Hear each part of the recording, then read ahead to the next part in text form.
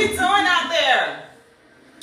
Welcome to Spa Talk. We have a special guest today. I'm not gonna be that loud today. You know the rain, it kind of makes you like kind of calm down. Just be kind of settled. You settled? I wish we had something where we could see like both, so y'all don't miss me, because my face too cute for y'all not to see me in both cameras. But mostly I'm on TikTok. TikTok get most of my face, right? Instead of Instagram. Yeah. So if y'all like TikTok better than Instagram, it is the same. It's at Ask Dr. Watson. You can join live and see the full footage. And of course, afterwards, I upload the TikTok video. I upload it to our Buzzsprout feed. I upload it to our YouTube channel. And I also upload it to Instagram and TikTok. So if you've missed any of the episodes, I think we're on episode 7. What? The number of perfection? Yeah. Look at that, episode 7. So just to recap on both, on all, I guess, aspects and how you can go back and look at the video. Just to recap what we've done. Our first interview was with the superintendent of Douglas County, Mr. Trent North. And right? It was Mr. Watson. Oh, it was my husband. Okay. Oh. It's the first Sergeant Watson. The second interview was with Mr. Trent North. And then the third interview was with the district attorney, Mrs. Dahlia Racine. And then the fourth interview was with Marika. Yeah. We're going to do that one over because something was going on with technology and my best friend. It was supposed to be a spa takeover. The fifth interview was with my close associate and friend, Dr. Ronnie Bowler, the chiropractor. So if you have any questions about that.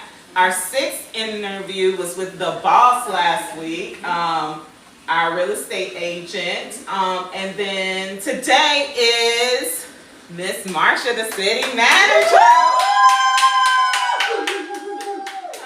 So our topic of the day is the taking over the city, right? That's what we're doing? Yes. Managing the city. So today we're going to talk about managing the city, and that's the city of Douglasville, y'all. Is your position like a position where you're hired or you're voted in? This is my ignorance. I don't know. Both. Both. So I'm a contracted, appointed, selected employee that works via contract through the will of the mayor and council. So you're double important for the people and for the city. Yeah, a little bit.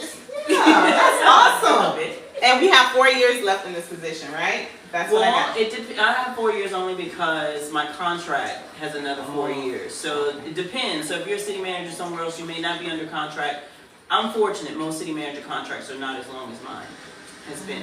Yeah, because since I've been around, you've been a city manager. And I've been around Douglasville for about 10 years. Correct. So I was officially appointed city manager in 2015. And prior to that, I was assistant.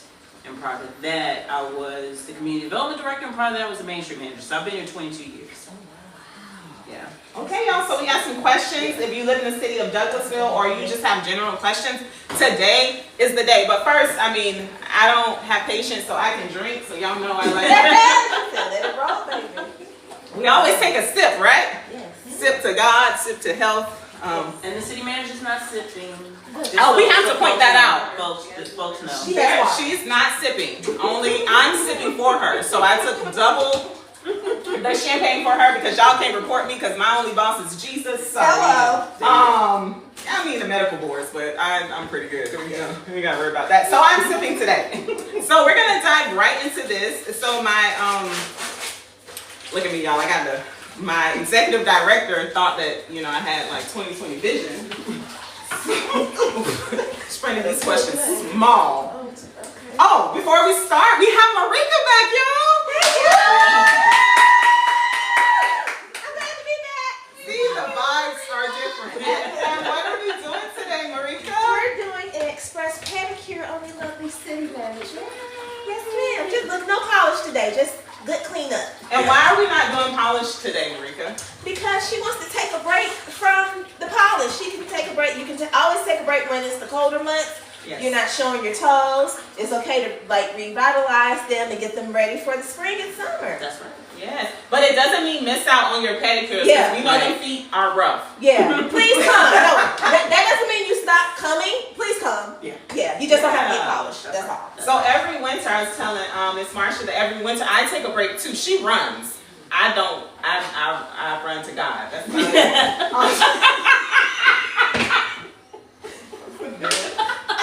Y'all didn't know I was a part-time comedian. You know, I think sometimes I really think, my patients, they tell me that. But I have to be given, I couldn't stand in front of somebody. And just tell the joke? And just tell the joke. You'd have to, yeah. I could not be on live TV. You probably. I couldn't stand in front of somebody. And just tell the joke? And just tell the joke. You'd have to, yeah. I could not be on live TV. You probably.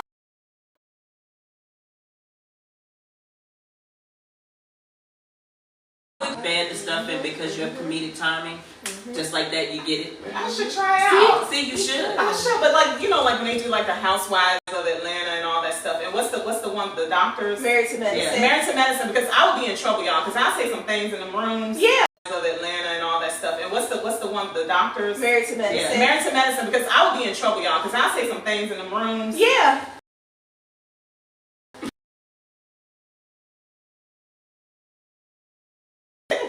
All right. Okay, can you start by telling us a bit about your background and what led you to become a city manager? All right, so there is no path to city management, so you can't go to college to be a city manager. So there's no such thing. College degree? You do have to have a college degree, but like you don't go to major. UGA or anywhere. And actually, I went to Florida A&M University, majored in agricultural science. And my first job out of college was here at Coca-Cola Enterprises in Georgia. So I moved to Georgia in 1999. From where? From Florida, from where I was. So I went to the military first. So I was that kid in Georgia. So I moved to Georgia in 1999. From where? From Florida, from where I was. So I went to the military first. So I was that kid that was from a small rural town in Louisiana. I don't necessarily think I want to be here for the rest of my life, so I'm out of here. So after I left the military, I went to Florida A&M and got here to Georgia. Wasn't really a corporate person because it was close to where I was living. I was living in Cobb County, soon to move to Paulding County because at the time I was married. And it was because it was close to where I was living. I was living in Cobb County, soon to move to Paulding County because at the time I was married. And it was just kind of like, okay, I think I could do this job. And so once I got in the local government, I'm like, okay, this is actually, it was just kind of like, okay, I think I could do this job.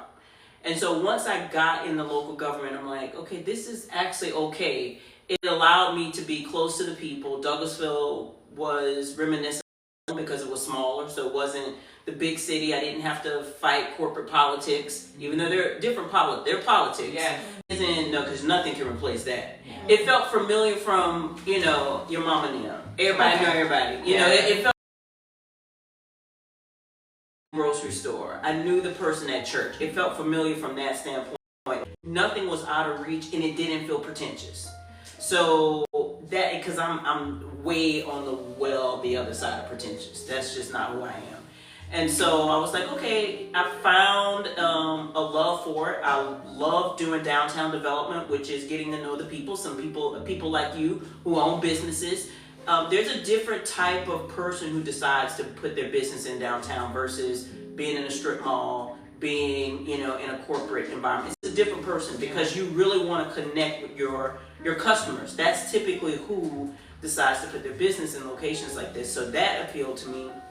And one day the city manager came to me and he said, hey, what do you think about being city manager? I've been here maybe, 5 or 6 years, and I was like, well, I had never thought about it. He said, well, I need you to think about it. And so from that moment moving forward, it kind of started me on the path. So he started putting me in rooms, putting me in places to be close to what it meant to be a city manager. And when he announced his retirement, the then mayor at the time said, I want you to be the city manager. So henceforth, here I am. So he pretty much, which I think a lot of us fail to do, especially in our community, he reached down and pulled you up. Yeah, and one thing, when I started here, I was the first African-American, and I think maybe even, no, it wasn't first female manager, but definitely at first African-American manager at the city. So when I first started, the city employment base was around about 200 employees or so, a little more. There were really no African Americans in any leadership position. So, and now of course that's kind of flipped. And my boss at the time was an older white man. Now, I'm gonna tell you, there were times where I know I was being used, because for him to pull up a young black female, that was good for him too. Yes. And sometimes, and I say that because sometimes people frown upon those things, but you know, I get up every day, I know what I look like, and I know who I am. And if people frown upon those things, but you know, I get up every day, I know what I look like, and I know who I am. And if you would be a fool to not take advantage of when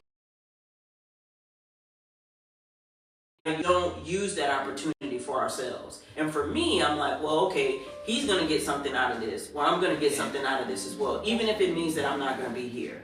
And so, you know, we went on this journey, and not every day was great, because I did face a lot of things. I would go to places with him, and people would think I was his assistant, his secretary, and he would never correct them.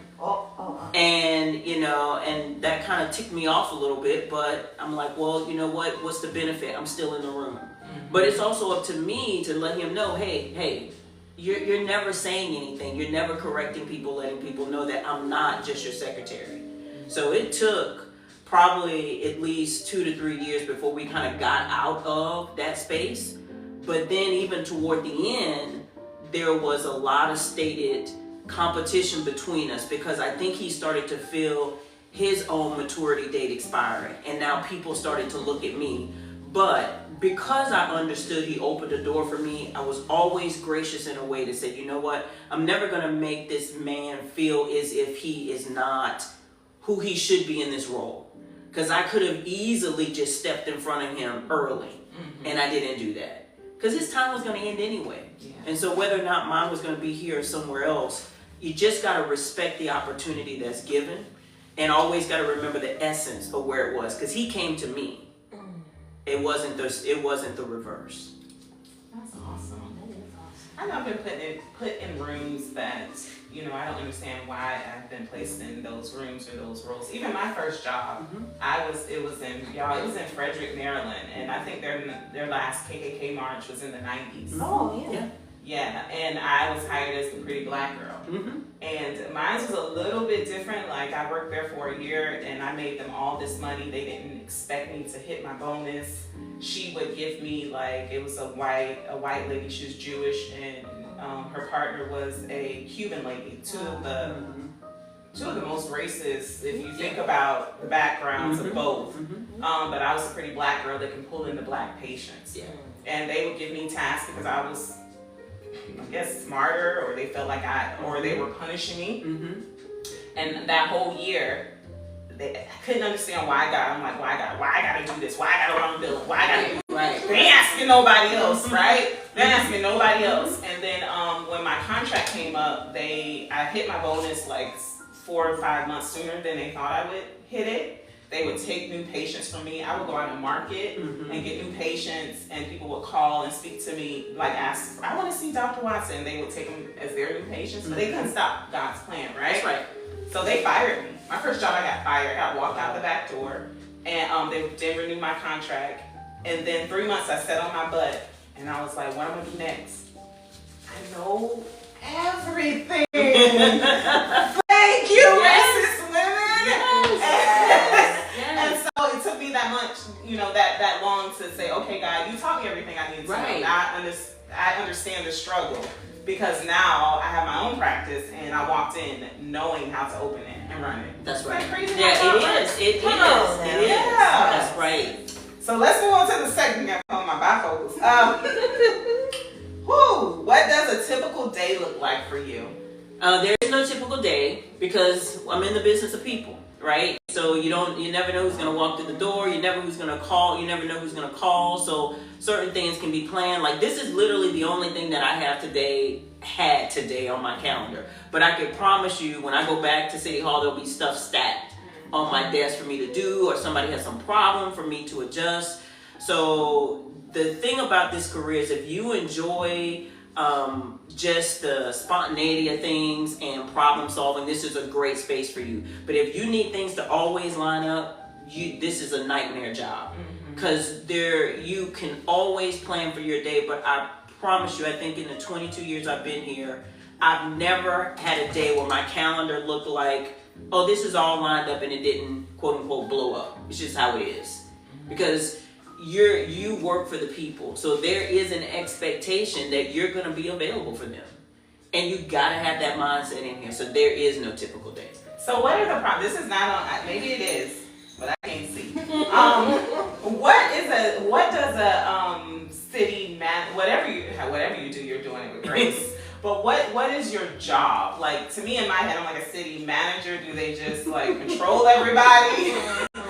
You know, what are we managing? Like, what is your job? So you look at city managers, whether it's Douglasville or Dallas, Texas, you are really the CEO of a major corporation. That makes sense. But my board of directors are elected by the people. And so, which means, that makes sense. But my board of directors are elected by the people. And so, which means that's your council. Same thing if you're on the county side, that's your board of commissioners. And then your stockholders are the citizens. So, and depending upon the services that you provide, that is the business that you deliver. So not every city is created equal, right? So we don't provide utilities. We don't have power, gas, or water, but there are several cities that do. They're truly full service cities. For instance, the city of Marietta, they are a full service city. They provide everything, including cable. Wow. Yeah, they provide everything. So if you live in the incorporated limits of the city of Marietta, your power, your gas, your water, all of that is going to come from the city of Marietta. So here in Douglasville, if you're a citizen of Douglasville, we don't provide your water. You're either going to be a Greystone Power or you're going to be a Georgia Power customer. So the city manager is responsible for managing those operations. And those operations could be as big and as robust as the number of services that you provide. City of Douglasville, we provide tourism services, full community development, that's planning, zoning, permitting, inspections, code compliance. We have a full service police department, and some cities don't. They use county. We have full service. We have full service parks and rec. We have a recycling center, public services, transportation, all of those things. We are a $100 million corporation. That's the city of Douglasville. So that's what we manage. That's what a city manager manages. So our county manager. So when they say, okay, we manage this whole corporation, but that is our budget. When you collect all of the funds from special purpose, local option sales taxes to property taxes, our whole portfolio is $100 million. And that's what I manage. My property taxes is $8,000. I understand. That. Well, but let's talk about property taxes, okay, right? So your property taxes are $8,000. So you get, you're in the unincorporated area of Cobb, correct? I'm talking about this building. This building, okay, this building. So this building as a resident. Okay, so for this, $8,000. So you're getting police services for that. You're getting 911 services. You do pay a sanitation bill, but yes, you're getting those subsidized. So recycling, you'll be able to get for free. Hey, write that down. It's recycling. We have a recycling center. You'll get recycling for free. You also get transportation services, so you don't have to pay for your sidewalk in front of your building. You don't have to pay for the pavement in front of your street. All of the parks are here for you to use at no cost because you're here. So if you think about that from a business perspective, are you paying $8,000 worth of services? No, if we divide that up, for protection and safety, because there's been many times that alarm that went off and the cops right there. Correct. Yeah. And our patrol officers, the minimum pay salary for just a patrol officer, just him or her, that's $55,000, which we're looking to raise that salary because the county is, I think, close to 60. So we know we need to be at 60,000. That's not their equipment. So just for their body-worn camera system, that could cost upwards of $5,000. The vehicle that they drive with all of the equipment in it, because that's their office, that can cost anywhere to $60,000. Oh, wow. So when you think about all of that, And that's not the cameras on the street, because there are cameras monitoring the street. That's not the flock camera system that ties to the police department. So most people think that it's a lot of money. That is a lot of money. And it's pennies. And it's pennies. So if we actually had to provide services just on property taxes alone, we wouldn't make it. That's why we need folks shopping in shopping centers. That's why we need people buying services from you when we charge taxes, because that helps to subsidize the property taxes that are paid. Yeah, I'm not gonna complain, y'all. I write my check every year. Just wrote it. All right, on time. All right, so let me see. What are the city's top priorities for the next few years? So the big thing right now, we're moving City Hall. So you've been in City Hall, you know it's a due time. Yes. You know it's due time. Time. It's like time. I mean, when we have converted a bathroom to an office, it's time. Oh, yeah. It is time. So, and taxpayers, I know sometimes don't necessarily see, the benefit of their dollars going to the City Hall, because in their mind, like, well, y'all could just do the work anywhere. You work in an office. You can't do that to your employees. No. And it is a direct indicator of how services are performed. When you work in inadequate spaces, you're not able to produce good service for folks if you're working in a converted bathroom. No. It just ain't gonna work. You pissed off. Correct. Could be pissed off. Yeah. Depending on the renovation. Excuse me, I gotta be. So you just it really just becomes a matter of dignity. So it's time. I mean, I just literally said we're $100 million corporation. Why are we in renovation over renovation over renovation digs? And it also is a direct indicator of your community. So that's one of our big things that we're doing. So right now our plan is to move out of the current location at the end of this year. And then we're in a temporary location, which was the former Airway Christian Academy School, which is right down the street from you on the other side. So we're going to be packed in there, nice and tight for the next. Not in the bathroom, though, right?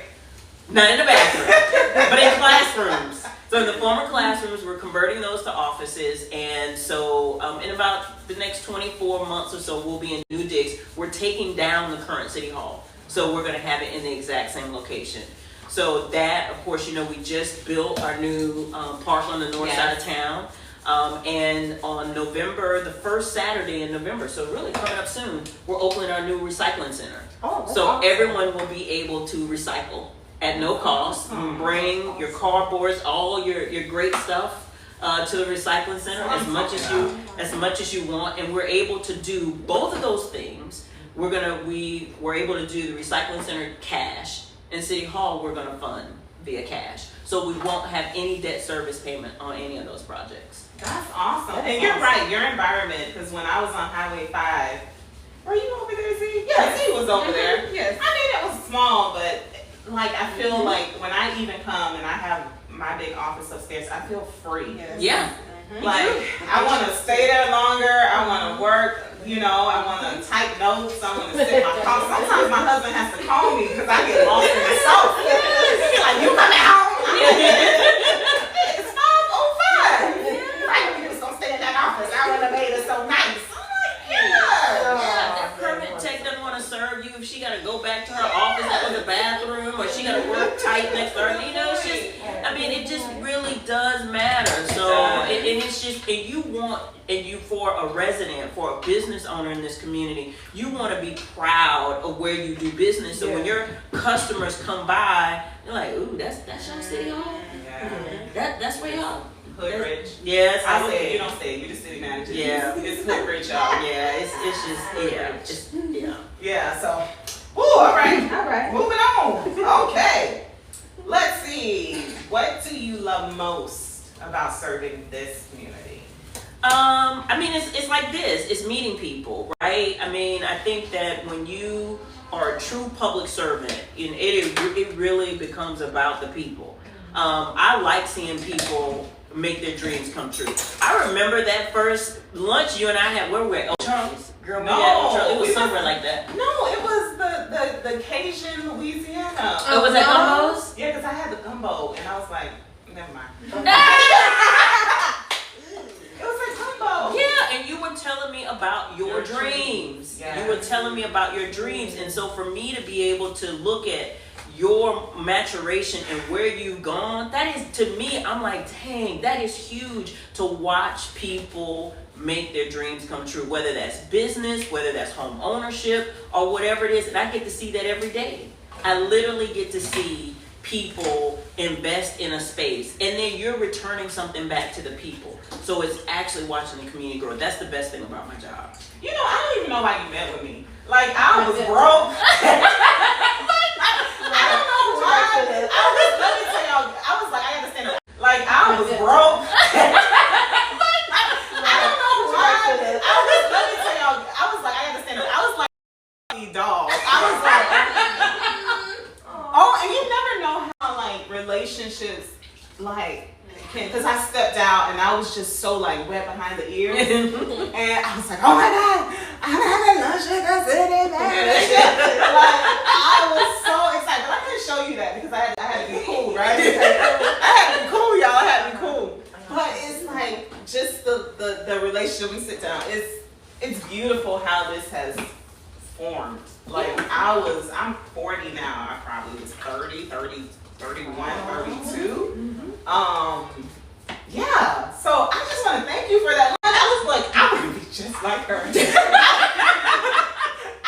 but you know what? But that's a testament, right? To be putting yourself out there and helping one another. Because what you didn't know was that's my first time being city manager.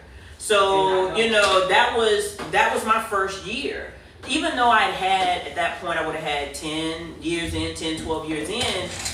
Every position I've gone to is my first time doing that. Oh. So just because I had the history with the city doesn't mean I have history being the manager.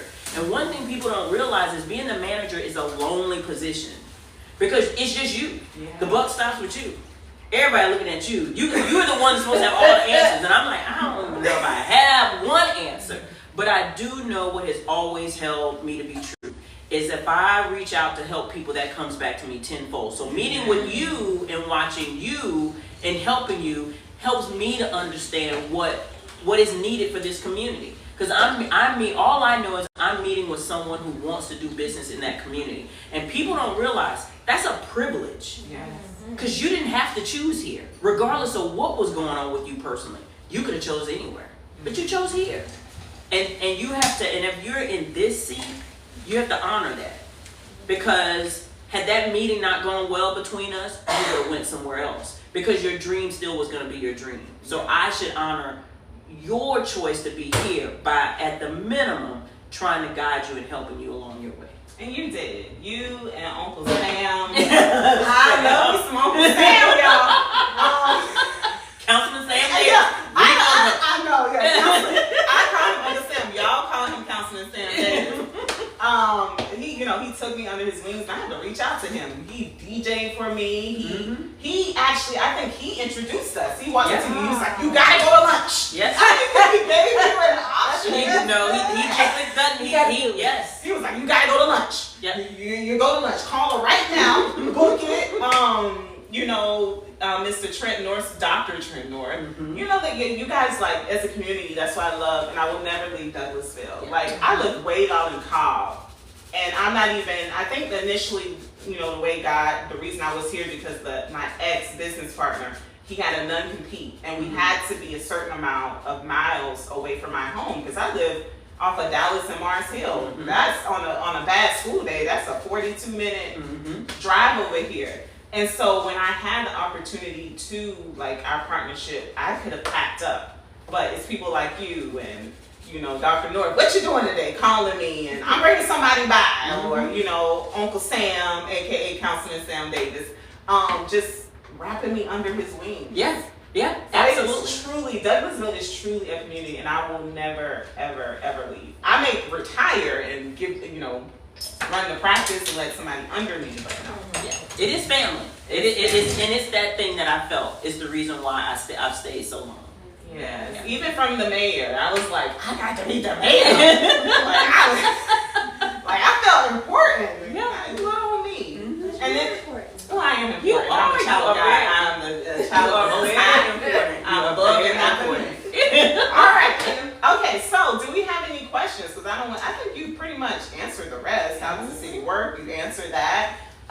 the top priority. Can you walk us through a major? Can you walk us through how major decisions are made at City Hall?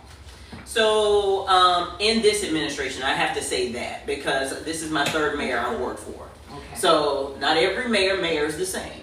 So, and then those have been different. But with this current administration, under this mayor and these elected officials, typically what happens, an elected official or a staff person has an idea and a need based on something. Every February we do a strategic workshop where we sit down and we say, okay, here's all the money we got. Here's all the needs we have. And so what do we need to do?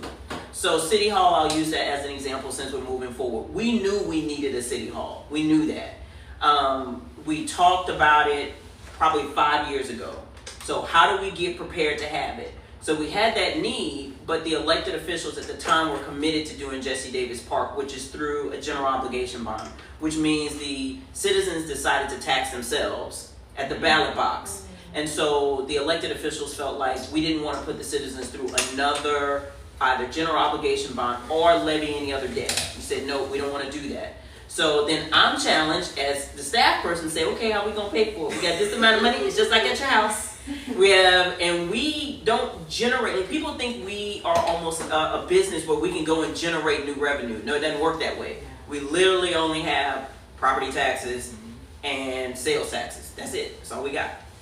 Well, COVID happened, and in a way, for governments, if you planned it well, COVID, you benefited in a lot of ways from COVID. Yeah. First of all, the inflationary rate of income increased, so we were making more money.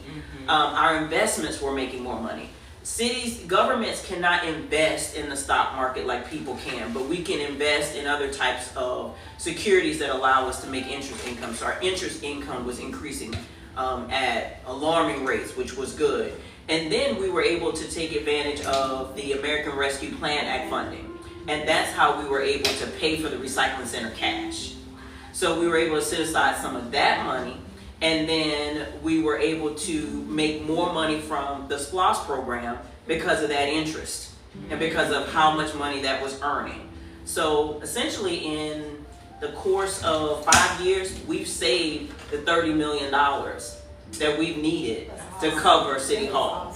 So the challenge was for me last year to go back to the council and say, okay, look guys, now once we go down this course, once we head down this road, we're taking our cash. Yeah. And cities are recommended that you keep at least 3 months in your savings account just in case something happens, a flood or tornado or whatever it is. We don't do that. We have a policy that we keep at a minimum 5 months in fund balance.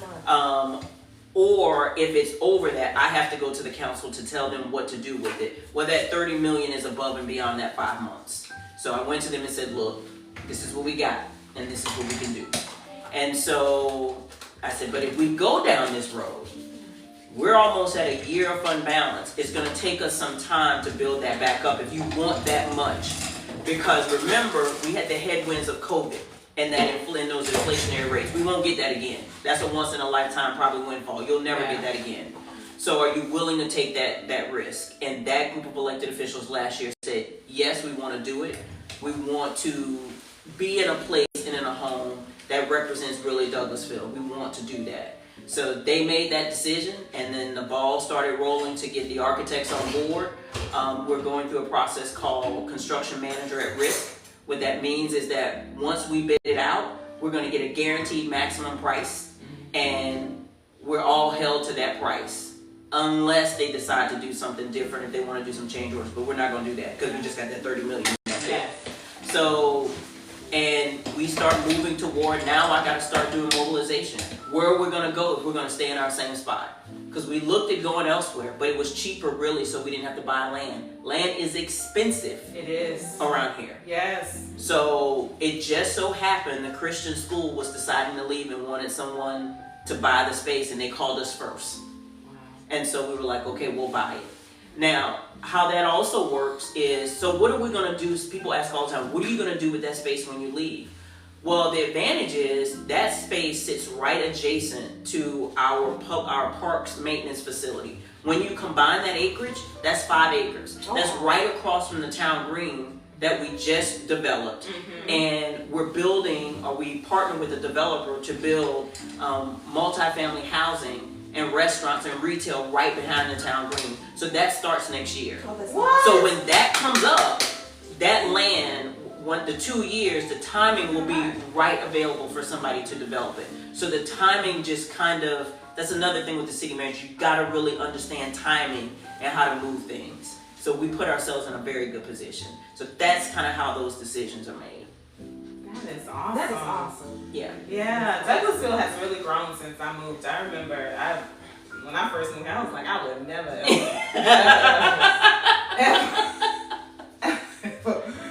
move, but it has grown so much. Yes. And I don't know Mr. T's brunch, but I be killing it, y'all. Yeah. Maybe I need to call him up and get an interview. Yes. You should, that is actually Miss T's, Tanisha Murray. I know her. Mr. T. I know her. Yeah, she owns. So I can make that connection. Yes, I make that connection. She would love to come in here. I promise you, she would. I'll text her. Yeah. Please, but I'll tell y'all. The catfish and grits, y'all. This is free advertising because I believe in lifting somebody up. Every time a rep comes, we get reps that's like, use my plates, use my screws for surgeries, use my grafts.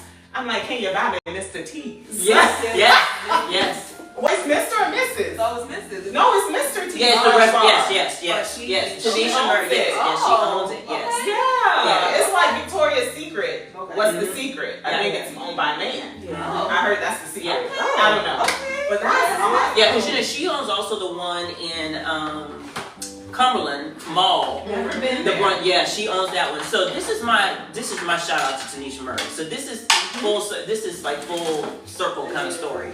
When I first moved here to Georgia, I didn't have anybody to do my hair at the time. I was getting relaxers, and everybody was getting relaxers. Yeah. So my cousin was going to her because she owned a hair salon, and her brothers, and her brothers were barbers. So she did my hair for years. And she kind of like introduced me to the space here in Douglasville. Wow. So I've known her since I've been here in Georgia. When I tell you that woman is like a hustler, like everything she touches, it's like it blows up. Yes, this wasn't planned. No, This was not. I just love the food there. Every time I'm like, boy, I need that catfish and grits. Yes. And those crab finger bites. Yes. Oh, Yes. Jesus mercy. So I'm from Florida and we like good seafood. Yes. Like good seafood. And it's very hard to find around the area. It is very disappointing. But I've never been disappointed. Never. So we gonna have her own. She got no choice now. Shout out. Yes. Shout out her own little free soul. Yes. So any questions from the audience? Yes, we do have two. Someone asked, knowing what you know now, is there anything different you would have done when you first started this career? Gosh, is there anything different? That's a good question. I think I would have slowed down, right? I think, and the reason I say that is because being the first something and the anomaly in a space, for me, and I would think people, and Dr. Watson, I would think you feel this too. You feel that pressure that you just got to get stuff right, and not only do you have to get it right, you got to be the first to get it. And sometimes when I look back on my career, especially because at that time when I started here I was 30, so I'm 51 now. I think that I think there's just so many things I could have, like lessons I could have just kind of kept and build upon, and not say things would have changed, but just those experiences, I think I would have probably allowed myself to enjoy more. But I was so busy needing to get it right, needing to do it, that maybe I look back on it, there are things that I could have probably perfected better had I just taken my time in the space, rather than feeling as if things had to get done like immediately, because there's just a lot of personal sacrifices and time too that I think that I lost out on by just being so driven when I didn't necessarily have to. But I felt the pressure that I had to because of being the only one in the space. And I think that comes with the territory, right? I think it comes with being a black professional. So I don't think you're the only one who feels that way. Like I always have to be 10 steps ahead of the game. And sometimes that is rushed versus my peers. Like I just had a situation, I'm not gonna name the hospital, 2 weeks ago, where I asked, could I have a certain scrub tech in and out of my cases because they just were very toxic. And my simple question where, you have white surgeons who throw people out of their room, who cuss people out, you don't have the right issue. I've been in those cases because I was raised up in podiatric surgery by white male doctors. That's who dominated. Where they cuss you out if you didn't know the information, or they brought the wrong plate or screw, they kicking them out the cases. Well, little old me just was like, hey, is it okay if I ask? I don't feel comfortable with this person in my cases. It went all the way to like the VP of the hospital. All the way straight up. I got a nasty email from the VP of the hospital, never met her, didn't hear my side, saying that I ostracized this, but never even talked to this tech. This tech didn't even know I asked about. Calling me, saying I tell my personal information because they asked me why I don't want this tech. I said, well, this tech is a family member of my ex-business partner who we went through separation and litigation. I mean, this VP went off on me, and I got her together. I had a meeting on Monday, and even though she didn't apologize, you don't expect, my husband said, you can't expect apologies from people who are just dead and disgusting inside. That's right. But I said what I said, and you know not to play in my face. That's period. Right. That's right. So I think like we're so busy fighting fights for wrapping around that we don't want to mess up, and we are go-getters because it's like you have to think 20 steps ahead. Absolutely. Absolutely. And it's me and Dahlia was talking about it is draining. It's exhausting. It's exhausting. It is. I just want to be in the space to mess up. That's right. Yeah. But how did you, second question. How did this feel before you went to the... Awesome. I'll be back. Hey, thank you. Good, they look good. Yeah. Good. Thank you. You are welcome. All right, what's the next question? Last question. Someone asks, what's something that you dislike about the career? Oh, that's a good question. You need a drink before I Not drinking, y'all, just me. Well, and honestly, this is really just recent, right? So up until recent, and I just came back from Tampa where the International City County Managers Association, we meet once a year. So it's like 5,000 to 6,000 city and county managers across the nation. And just not the nation, because it's international as well. So all of us converged on Tampa. So, and a lot of us were talking about the incivility and toxicity that is coming into the space. So one of the beautiful things about local government is that, especially at the local level, not at the county level, but at the local level, it's nonpartisan. I mean, you don't run on a party ticket. So so people literally are running on issues. You're running about my road didn't get paved, or even if you ran for school board, you're talking about the children. Well, so much so of what's happening at the federal level is now seeping into the local level. So we're electing people who don't realize that a road don't care if you're Republican or Democrat. Your water doesn't care anything about that.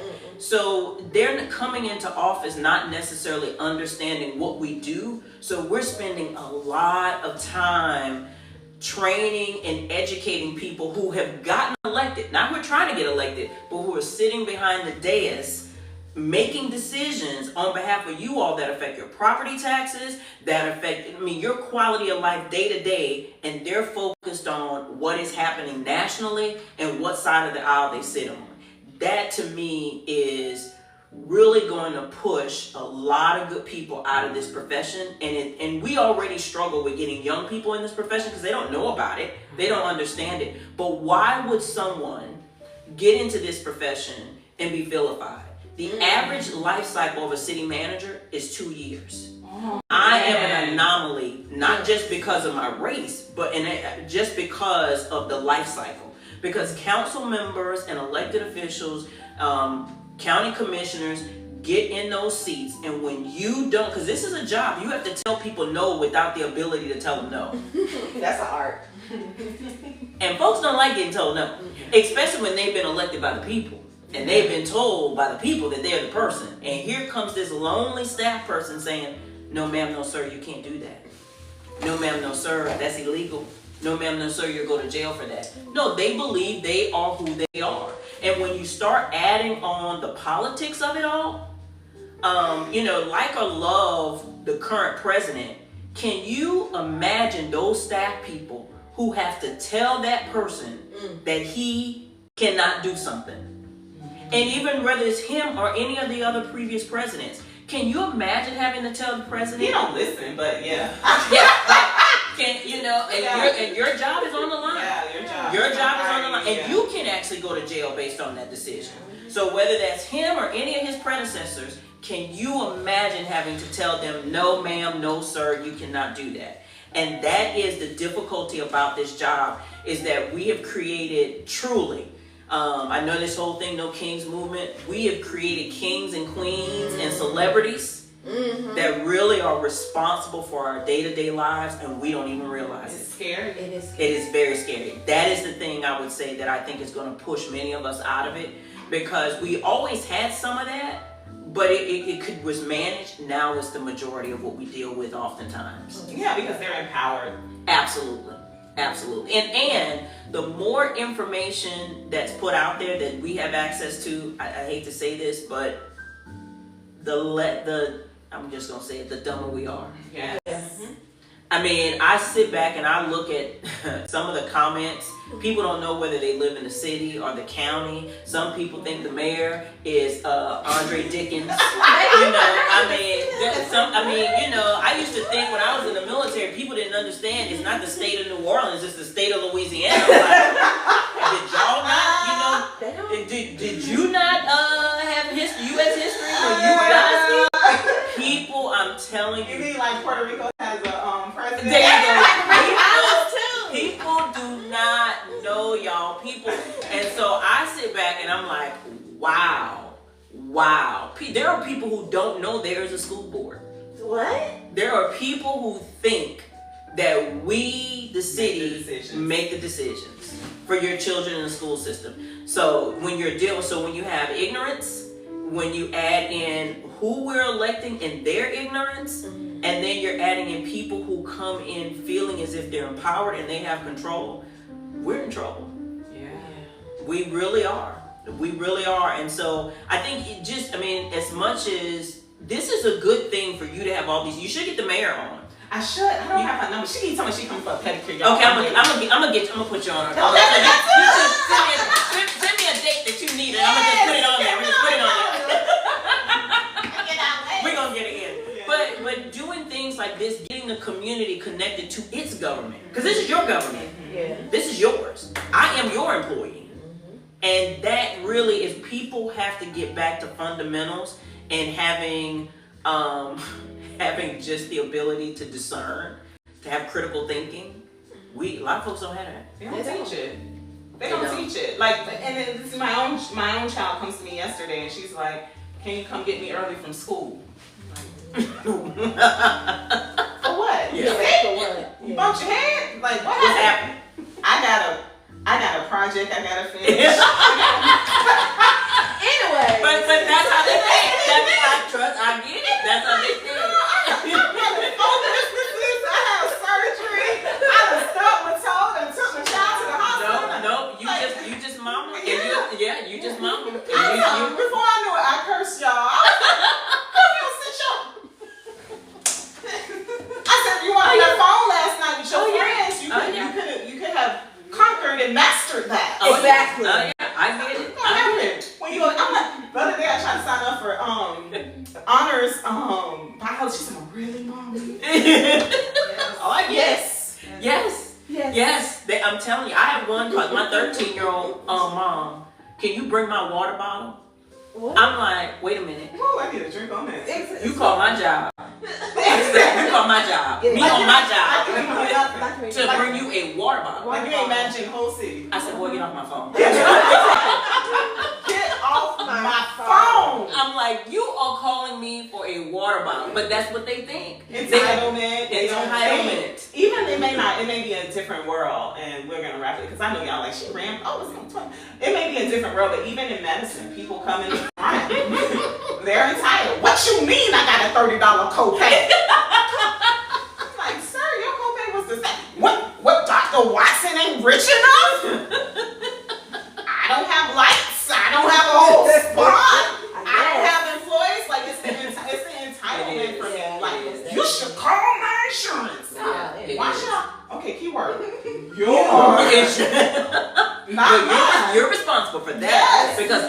to do. I just have to show up. Exactly. Yes, that is the expectation. I don't ask you to call TRICARE to get my referral. Like, come on, baby. They're crazy. Absolutely. Yeah. Absolutely. Absolutely. So this was wonderful. Any more question for us? Oh, that was it. So no, okay, y'all, I'm live. We got the city. We got the mayor coming. Come on. We got Miss T's. Yes. Miss T. Okay, Miss T, listen. I'm thinking What's her name? Her name is Tanisha Murray. Miss Murray. Right. Look, Forts is I'm using her maiden name. Her name is Tanisha Forts. Let me get her together. Miss Forts, Murray, Miss T's brunch. Okay. Like how many people on this live? Okay.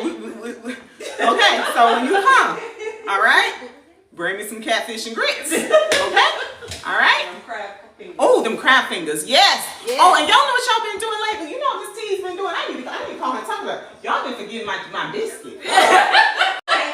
Oh yeah. They forget my biscuit.